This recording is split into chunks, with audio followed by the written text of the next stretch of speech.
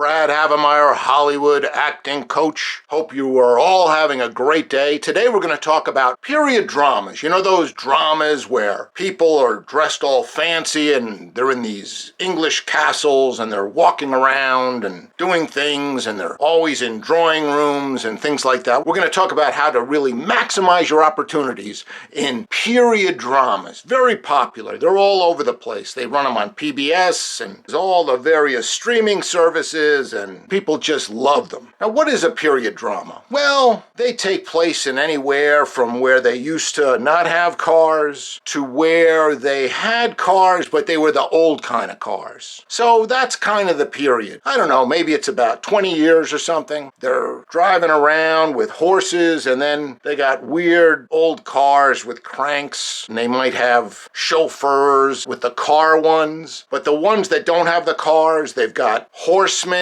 they're wearing wigs. And this brings me to what I really feel I need to talk to you about. These period dramas, especially the ones that are with the no cars, where they're going around with horses, they're always walking around with this big wig. So if you're going to do one of these shows, you're probably going to be wearing a big wig. They would put them on top of their heads and they'd walk around and they had fancy clothes, and you're walking around in these big castles and you're spending lots of time in drawing rooms, and the drawing rooms are really nothing to do with actually making pictures or drawing things in them. It's just a room with a fireplace in it and people walking around and they're drinking tea and eating little sandwiches and things like that. But everywhere in the period drama, especially the ones without cars, you're going to see open flame. You're going to see candles everywhere. Big candelabras filled with flame, flaming open flame candles everywhere you go.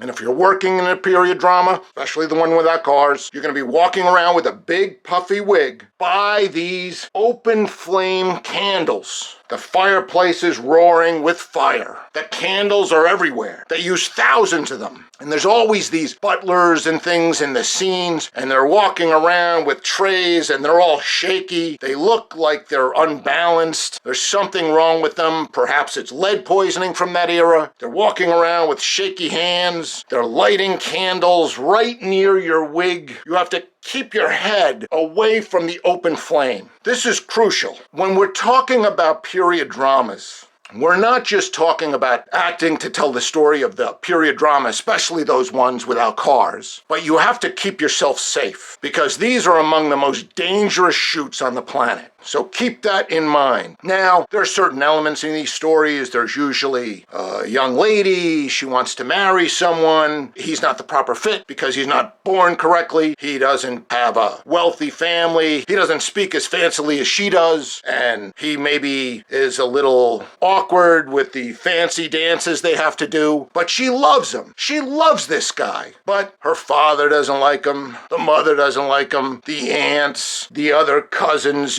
nobody likes him, and they're all making snide remarks.